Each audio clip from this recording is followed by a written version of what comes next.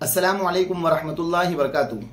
آج کی اس ویڈیو کے ذریعے سے ہم آپ کو یہ بتلانے والے ہیں کہ عورت ناپاکی کی حالت میں ان 15 کاموں کو کر سکتی ہے، یعنی ناپاکی کے ایام میں بھی رمضان کے مہینے میں عورت ان کاموں کو تقریباً 15 یا 16 کام ہیں جن کو ناپاکی کے ایام میں بھی عورت کر سکتی ہے، جس کی شریعت نے گنجائش دی ہے، اور یہ بھی بتلانے والے ہیں کہ کن کن کاموں کو ناپاکی کی حالت میں عورت نہیں کر سکتی ہے۔ تو سب سے پہلے ہم یہ سمجھ لیں کہ اگر کسی عورت نے روزہ رکھا اور روزہ رکھنے کے بعد وہ دن کے کسی بھی حصے میں، چاہے سحری کرنے کے بعد جب اس نے روزہ رکھ لیا، سحری کرنے کے بعد، یا پھر دن کے کسی بھی حصے میں دوپہر میں یا عصر کے بعد یا روزہ کھولنے سے 2 یا 1 منٹ پہلے بھی اگر وہ حیض میں آ گئی، ناپاکی کی حالت میں آ گئی، تو ایسی عورت کا روزہ ٹوٹ جائے گا۔ لہٰذا اس روزے کی اور بعد میں جتنے ایام آنے والے ہیں ان تمام ایام کی، چاہے 3 دن آئے یا چاہے 7 دن آئے، ان ایام کی عید کے بعد عورت کو ان چھوٹے ہوئے روزوں کی قضا کرنا لازم اور ضروری ہوگا۔ بعض عورت بڑی پریشان ہو جاتی ہیں کہ میں روزہ رکھنا چاہتی تھی، میری خواہش تھی اور میں اس حالت میں آ گئی، تو وہ پریشان نہ ہوں۔ اللہ تعالیٰ رمضان کے بعد جب آپ قضا کریں گی تو اللہ تعالیٰ آپ کو اتنا ہی ثواب عطا فرمائے گا جتنا رمضان کے مہینے میں اللہ تعالیٰ آپ کو روزہ رکھنے پر مرحمت اور عطا فرماتا تھا۔ بعض خواتین وہ حدیث جب سنتی ہیں کہ جو شخص جان بوجھ کر ایک روزہ چھوڑ دیتا ہے تو چاہے عمر بھر اس روزے کی قضا کرے، اسے اس رمضان کے روزے کے برابر ثواب نہیں ملتا۔ وہ اس شخص کے لیے حدیث ہے یا وہ اس خاتون کے لیے حدیث ہے جو بلا وجہ جان بوجھ کر چھوڑ دیتی ہے، اور حالانکہ آپ جو روزہ چھوڑ رہی ہیں یہ اللہ تعالیٰ کا حکم ہے۔ ناپاکی کی حالت میں عورت کے لیے روزہ رکھنا جائز نہیں ہے، یہ اللہ تعالیٰ اور اللہ کے نبی صلی اللہ علیہ وسلم کا حکم ہے۔ تو لہٰذا آپ جو روزہ نہیں رکھ رہی ہیں وہ اللہ تعالیٰ کے حکم کو فالو کر رہی ہیں اور اللہ کے نبی صلی اللہ علیہ وسلم کے حکم کی اتباع کر رہی ہیں، ان کی پیروی کر رہی ہیں۔ تو لہٰذا اگر ناپاکی کی حالت میں آپ روزہ نہیں رکھ سکیں تو آپ پریشان نہ ہوں، اللہ تعالیٰ آپ کو اجر اور ثواب اتنا ہی عطا فرمانے والا ہے۔ اب ہم یہ بتلانے والے ہیں آپ کو کہ ناپاکی کی حالت میں عورت کیا کیا کام نہیں کر سکتی ہے۔ تو دیکھیے، ناپاکی کی حالت میں عورت ایک روزہ نہیں رکھ سکتی ہے، دوسرا نماز نہیں پڑھ سکتی ہے، لیکن اس میں فرق یہ ہے کہ جو نماز ناپاکی کے ایام میں چھوٹی ہیں ان کی قضا عورت پر بعد میں لازم نہیں ہوگی، البتہ جو روزے ناپاکی کے ایام میں چھوٹے ہیں ان کی قضا کرنا عید کے بعد اس پر لازم اور ضروری ہوگا۔ تو سب سے پہلے ناپاکی کے ایام میں ناپاکی کی حالت میں عورت روزہ نہیں رکھ سکتی، دوسرا نماز نہیں پڑھ سکتی، تیسرا قرآن کریم کی تلاوت نہیں کر سکتی۔ قرآن کریم کی تلاوت، چاہے قرآن کریم کو ہاتھ بھی لگانا اس کے لیے جائز نہیں ہے، اور زبانی پڑھنا بھی جائز نہیں ہے، اور دیکھ کر پڑھنا بھی اس کے لیے جائز نہیں ہے۔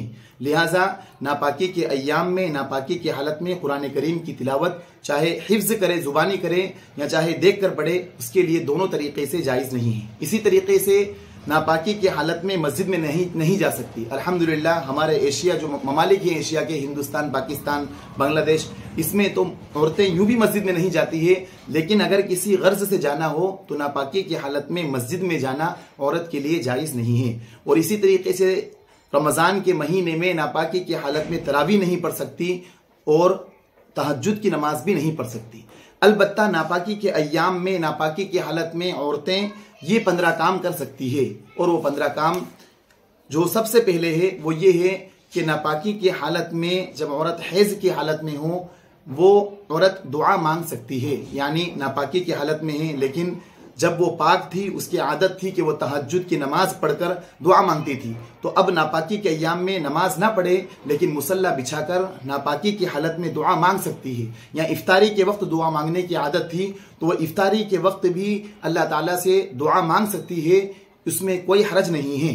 اسی طریقے سے دوسرا کام جو ناپاکی کی حالت میں عورت کر سکتی ہے وہ ہے استغفار پڑھنا، یعنی استغفر اللہ ربی من کل ذنب واتوب الیہ، استغفار۔ یہ اگر عورت ناپاکی کی حالت میں پڑھے گی تو اس کے لیے کوئی گناہ نہیں ہے، وہ یہ ناپاکی کی حالت میں بھی، حیض کی حالت میں بھی کر سکتی ہے۔ تیسرا کام جو عورت ناپاکی کی حالت میں کر سکتی ہے وہ بسم اللہ الرحمن الرحیم پڑھ سکتی ہے. جیسے مثلا کسی عورت کی عادت تھی کہ وہ دروازہ بند کرتی تب بھی بسم اللہ الرحمن الرحیم پڑھتی تھی پاکی کے ایام میں، یا کوئی بھی کام شروع کرتی تھی تو بسم اللہ الرحمن الرحیم پڑھتی تھی، تو وہ ناپاکی کی حالت میں بھی بسم اللہ الرحمن الرحیم پڑھ سکتی ہے، اس میں کوئی حرج نہیں ہے. چوتھا کام جو عورت ناپاکی کے ایام میں کر سکتی ہے وہ چاروں قل، یعنی قل یا ایھا الکافرون، قل هو اللہ احد، قل اعوذ برب الفلق، قل اعوذ برب الناس پڑھنے کسی عورت کی عادت تھی سوتے وقت تو وہ یہ پڑھ سکتی ہے. اسی طریقے سے عورت ناپاکی کے ایام میں آیت الکرسی پڑھ سکتی ہے.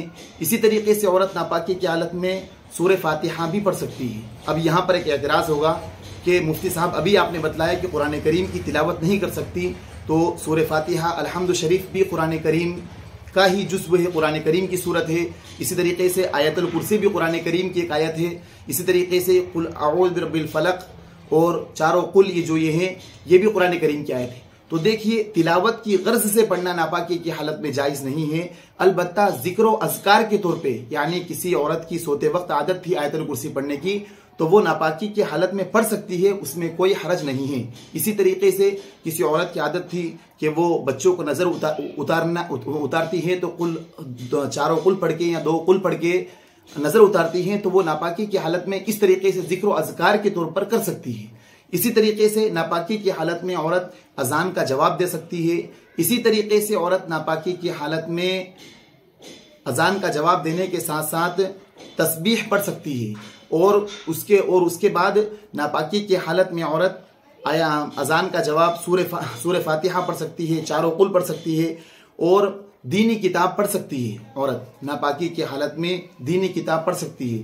اگر کوئی حدیث کی کتاب پڑھ رہی ہے یا کوئی دینی کتاب پڑھنے کا شوق ہے تو وہ ناپاکی کی حالت میں پڑھ سکتی ہے. البتہ اس بات کا خیال رکھے کہ حدیث کی کتاب پڑھ رہی ہے ناپاکی کی حالت میں یا کوئی اور دینی کتاب پڑھ رہی ہے اور پڑھتے پڑھتے بیچ میں کہیں قرآن کی آیت آ جائے تو اس قرآن کی آیت کو نہ پڑھیں اور نہ اس قرآن کی آیت پر اپنی جو انگلی ہے نہ انگلی لگائیں.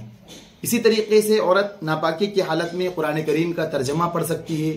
اسی طریقے سے عورت ناپاکی کی حالت میں قرآن کریم کی تفسیر پڑھ سکتی ہے. قرآن کریم کی جو تفسیر ہے، چاہے معارف القرآن مولانا ادریس صاحب کاندلوی کی ہو یا معارف القرآن یا کوئی اور تفسیر کی کتاب ہو، وہ ناپاکی کی حالت میں عورت پڑھ سکتی ہے.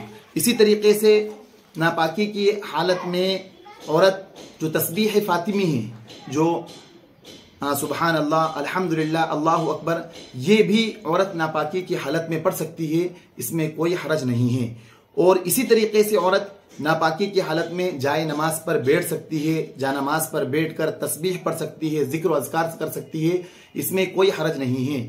بعض خواتین یہ سمجھتی ہیں کہ اگر ہم ناپاکی کے ایام میں آ گئے، ناپاکی کی حالت میں آ گئے تو ہم کچھ بھی ذکر یا اذان کا جواب یا اللہ کا نام یا کچھ بھی نہیں لے سکتے. حالانکہ ایسا نہیں ہے. ناپاکی کی حالت میں ہم ذکر و اذکار کر سکتے ہیں، دعائیں کر سکتے ہیں. ناپاکی کی حالت میں ہم درود شریف پڑھ سکتے ہیں.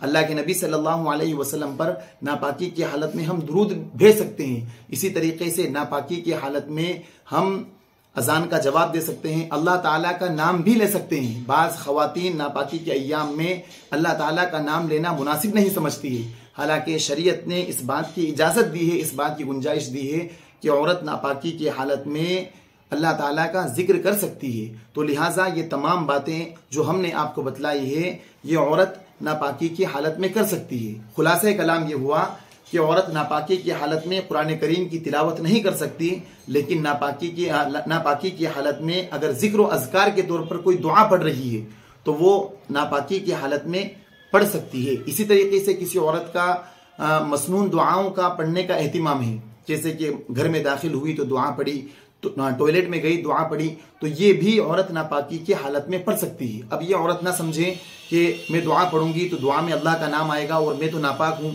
ایسا نہیں ہے. دعا، ذکر و اذکار، درود شریف، اذان کا جواب، یہ سب چیزیں ناپاکی کی حالت میں کر سکتی ہیں.